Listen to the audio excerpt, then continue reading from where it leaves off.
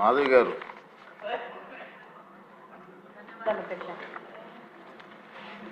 ధన్యవాదాలు అధ్యక్ష. అధ్యక్ష, గతంలో మనం చూసేవాళ్ళం సంఘ విద్రోహ శక్తులు అంటే ఏదో బయటి దేశాల నుంచి వచ్చి ఇక్కడ టెర్రరిస్ట్ యాక్టివిటీస్ చేసి ఇక్కడ యొక్క శాంతియుత వాతావరణాన్ని మన భారతదేశం వాతావరణాన్ని డిస్టర్బ్ చేయడానికి చేసే వాళ్ళని తీవ్రవాదులు అనేవాళ్ళము, సంఘ విద్రోహ శక్తులు అనేవాళ్ళము. కానీ 2019వ సంవత్సరం నుంచి దీని అర్థం మారిపోయింది. గత పాలకులు గాంజా అనే మత్తు పదార్థాన్ని రాష్ట్రం మొత్తం తీసుకొచ్చి ప్రజల మీద దాడులు అనేది పెరిగిపోయాయి. ఈ గాంజా సేవించిన వాళ్ళు సామాన్య ప్రజల మీద దాడులు చేయడము, వాళ్ళని ఇబ్బందులు గురి చేయడం జరుగుతూ ఉంది. అధ్యక్ష, ఒకప్పుడు గాంజా అనేది పెద్ద పెద్ద నగరాలకి, పెద్ద పెద్ద సిటీస్కి మాత్రమే పరిమితమయ్యేది. ఆ సిటీస్లో ఉన్న పబ్బులలో, రెస్టారెంట్లో అవైలబుల్ ఉంది. ఇప్పుడు గాంజా అనేది చిన్న మండల స్థాయికి, గ్రామ స్థాయికి చేరుకోవడం జరిగింది. ఇప్పుడు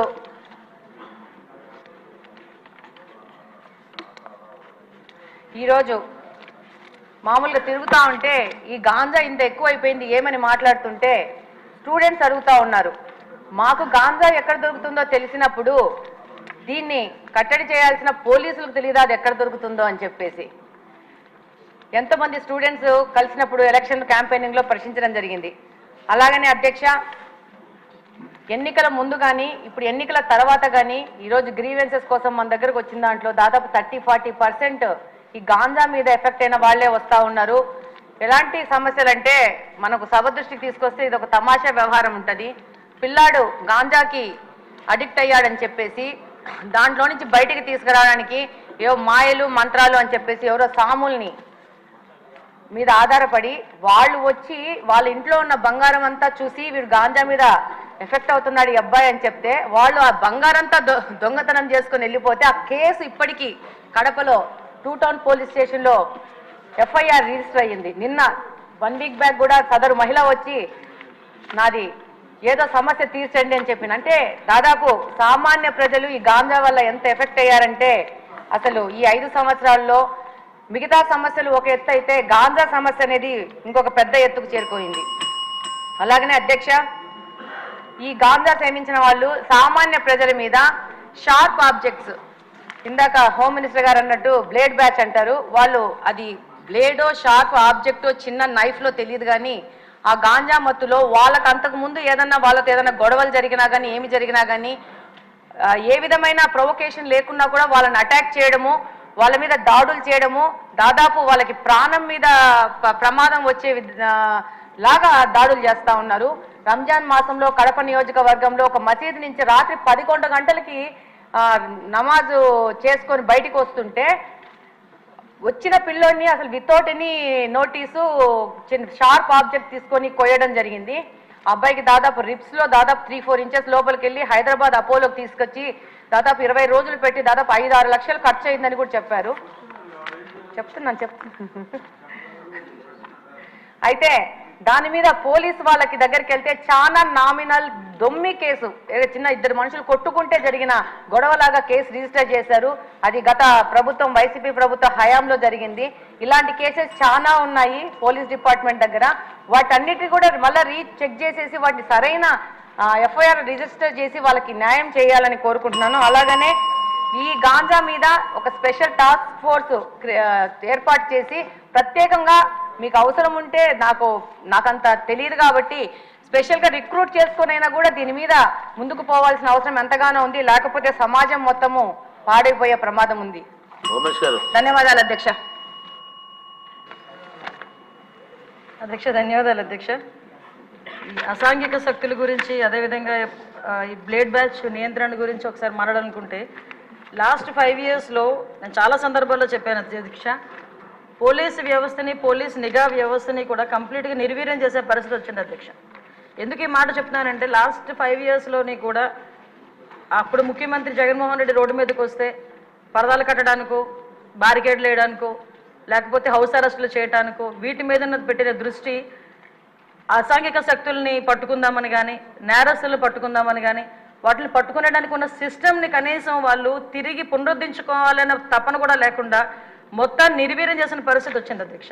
దాని పర్యవేక్షణలో భాగంగానే ఈ 5 సంవత్సరాల్లోని కూడా ఇంచుమించుగా మనం ఒకసారి కంపేర్ చేసుకుంటే బిఫోర్ 2014 మనకి టోటల్ కేసెస్ ఈ బ్లేడ్ బ్యాచ్కి సంబంధించి ఈస్ట్ గోదావరిలోనే ఒక ఈస్ట్ గోదావరిలో చూసుకుంటే 133 ఉంటే 2014-19 అదేవిధంగా కంపారిజన్ 2014-19కి ఒక 400 ఉన్నాయి అధ్యక్ష.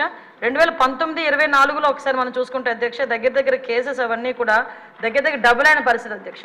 వీళ్ళ మీద ఎన్ని పీడీ యాక్ట్లు పెట్టినా ఒక ఈస్ట్ గోదావరిలోనే ఇంచుమించుగా 500 వరకు కేసెస్ నమోదవుతాయి బ్లేడ్ బ్యాచ్ని ఐడెంటిఫికేషన్ చేయడం అధ్యక్ష. వీళ్ళే కాకుండా మనకి రాజమండ్రి అదేవిధంగా ఎన్టీఆర్ డిస్ట్రిక్ట్లోనే ఎక్కువ ఈ బ్లేడ్ బ్యాచ్ అనేది ఎక్కువగా ఐడెంటిఫికేషన్ అయి ఉంటుంది. వాళ్ళు ఇంచుమించుగా దగ్గర రెండు కలిపి ఈ మొన్న 2019-24లో దగ్గర 825 మందిని ఐడెంటిఫికేషన్ చేయడం జరిగింది అధ్యక్ష. ఐడెంటిఫై చేయడం ఒక ఎత్తు అయితే వీళ్ళు నియంత్రించే సిస్టమ్ అయితే పోలీస్ డిపార్ట్మెంట్లో లాస్ట్ 5 సంవత్సరాలు లేదు అధ్యక్ష. ఎందుకు ఈ మాట చెప్తున్నానంటే దగ్గర 15,000 సీసీ కెమెరాలు 2014 నుంచి 19 వరకు టీడీపీ హయాంలో పెడితే ఒక్క సీసీ కెమెరాని పెట్టకపోవడం సరికదా, ఉన్న సీసీ కెమెరాలను కూడా పునరుద్ధరించుకోకపోవడం అనేది నిజంగా ఒక సిగ్గుచేడు అధ్యక్ష. ఎందుకంటే అంటే మీలాంటి వాళ్ళు పెట్టేటప్పుడు సీసీ కెమెరాలు బాగా పనిచేస్తాయి సార్. అప్పుడు తీసేసి వీడియో తీశారు కదా సార్ మిమ్మల్ని చూపించడానికి, డైరెక్ట్ వీడియోలో చూపించుకున్నాడు. విషయం ఏంటంటే సీసీ కెమెరాలు తీసేయడం, సీసీ కెమెరాలు పునరుద్ధరించుకోకపోవడం ఒక ఎత్తు అయితే కనీసం మనం ఒక క్రిమినల్ని పట్టుకున్న తర్వాత అతని క్రిమినల్ బ్యాక్గ్రౌండ్ మనం చెక్ చేయడానికి automated finger print identification system అని చెప్పి అది కూడా చంద్రబాబు నాయుడు గారి హయాంలో మనం పెట్టడం జరిగింది. దాన్ని కూడా డబ్బులు కట్టగా దాన్ని కూడా కంప్లీట్గా నిర్వీర్యం చేసిన పరిస్థితి అధ్యక్ష. అవే కాకుండా మనకి ఇంతకు ముందు ఏదైనా ఈ బ్లేడ్ బ్యాచ్ కానీ ఎవరైనా అసాంఘిక శక్తులు ఎక్కడైనా ఊర్లలో వెళితే ఆ హౌసెస్ దగ్గర కూడా మానిటరింగ్ చేసేవాళ్ళం అధ్యక్ష. ఇంచుమించుగా వాటికి సంబంధించి LHMS అని చెప్పి దాని ద్వారా కూడా లాక్డ్ హౌసెస్ ఏదైతే ఉందో అక్కడ కూడా మానిటరింగ్ ఏర్పాటు చేసి అక్కడ సీసీ క్యామ్స్ ఏర్పాటు చేసుకుని వాళ్ళు వచ్చేటంత వరకు భద్రత కల్పించడం, అంటే మామూలు మైన్యూర్ లెవెల్ వరకు కూడా పోలీసింగ్ వెళ్ళి వాళ్ళు భద్రత కల్పించే పరిస్థితులు లాస్ట్ గవర్నమెంట్లో ఉండేది. ఈ గవర్నమెంట్ ఎప్పుడైతే నిర్వీర్యం చేసిందో పోలీసు వ్యవస్థని మీరు అన్నట్టుగా మొత్తం అరాచక శక్తులు అసాంఘిక శక్తులు అరాచక శక్తులు అంటే ఇందాక మేడం గౌరవ ఎమ్మెల్యేగా చెప్పినట్టు ఎవరో బ్లేడ్ బ్యాచ్ అనో ఇంతకుముందు ఎక్కడి నుంచో వచ్చారు, పై దేశాల నుంచి వచ్చారు, పై రాష్ట్రాల నుంచి వచ్చారు, బీహార్ బ్యాచ్ అక్కడ బ్యాచ్ ఇక్కడ బ్యాచ్ అనుకునే వాళ్ళు. ఇప్పుడు అలా కాదు, అది ఆ బ్యాచ్ ఈ బ్యాచ్ కాదు, వైసీపీ బ్యాచ్ అన్నట్టుగా అసాంఘిక శక్తులు ఎక్కువగా అయిపోయి ఈరోజు కనీసం రాముళ్ళో గుడికి భద్రత లేదు, బడికి భద్రత లేకుండా అయిపోయింది అధ్యక్ష. లాస్ట్ 5 సంవత్సరాలు కూడా బడిలోనున్న అక్కడికి వెళ్ళి అసాంఘిక కార్యకలాపాలు, ఈవెన్ ఒక రోజు స్కూల్ లాక్ చేసి ఉంటే అక్కడికి వెళ్తే సోమవారం మార్నింగ్ అక్కడికి స్కూల్ ఓపెన్ చేస్తే బీరు బాటిళ్ళు అక్కడ కైనీ ప్యాకెట్లు అవి కనిపించే పరిస్థితి. అలా అదేవిధంగా గుడిలోకి వెళ్తే గుడి విగ్రహాలను ఎత్తుపోయే పరిస్థితి లాస్ట్ 5 సంవత్సరాలు చూసాం అధ్యక్ష. ఒకటి అధ్యక్ష, ఈరోజు ఈ గంజాయి గురించి చెప్పారు అధ్యక్ష. ఈ గంజా లాస్ట్ 5 yearsలో కూడా కంప్లీట్గా వదిలేశారు అధ్యక్ష. ఎంత దారుణంగా వదిలేశారంటే ఈ విషయం ఇక్కడ కూడా ప్రస్తావించాలి కాబట్టి చెప్తున్నా. ఎక్సైజ్ డిపార్ట్మెంట్కి ఇంతకుముందు ఒక పవర్ ఉండేది అధ్యక్ష, గాంజాని డిస్ట్రాయ్ చేయడానికి కానీ గాంజా మొక్కల్ని ధ్వంసం చేయడానికి కాల్చడానికి వాళ్ళకి ఒక సిస్టమ్ ఉండేది అధ్యక్ష. దీన్ని ఎప్పుడైతే సెబ్కి ఇచ్చారో ఈ ఎక్సైజ్ డిపార్ట్మెంట్కి వాళ్ళకి కూడా అటువంటి పరిస్థితి ఏమీ లేదు. ఈ సెబ్ కూడా ఓవరాల్గా ఒక గంజా మీదే కాకుండా ఓవరాల్ మనకి మైన్స్ మీద, శాండ్ మీద, లిక్కర్ మీద వీళ్ళు ప్రత్యేకమైన దృష్టి పెట్టడం, గంజాయిని పక్కన పెట్టడం జరిగింది అధ్యక్ష. దాని పర్యవేక్షణలో భాగంగా గంజాయి అన్నది ఎవరో ఎక్కడో ఈ యూనివర్సిటీ పిల్లలు పెద్ద పెద్ద పిల్లలు తాలూకా పిల్లలు చేస్తారనుకున్నది కాస్త స్కూల్ లెవెల్లో ఈరోజు స్కూల్ బ్యాగ్లో కూడా వెళ్ళిపోయింది అధ్యక్ష గంజాయి ప్యాకెట్.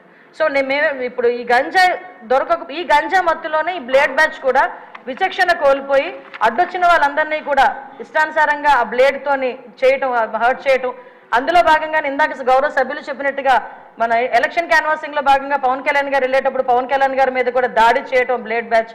అంటే వాళ్ళకు ఒక విచక్షణ కోల్పోయి ఇలాంటి వాళ్ళని హైయర్ చేసుకుంటారు అధ్యక్ష. కొన్ని రాజకీయ పార్టీలు ఈ అసాంఘిక శక్తుల్ని ఇలాంటి వాళ్ళని హైయర్ చేసుకుని గుంపుల్లో పంపించి కూడా ఇలాంటి పనులు కూడా చేస్తున్నారు అధ్యక్ష.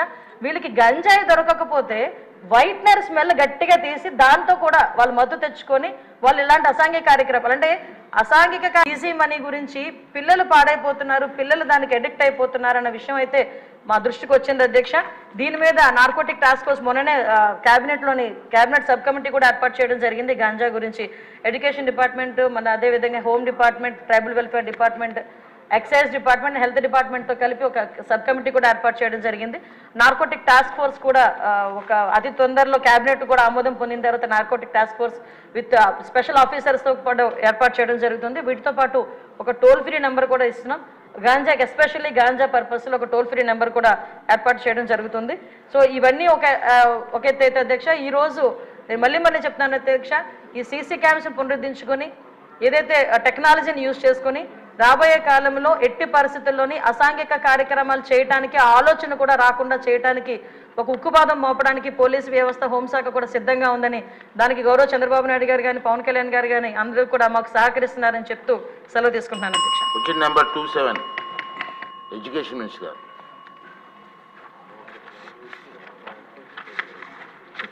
మొదటి ప్రశ్నకే సమాధానం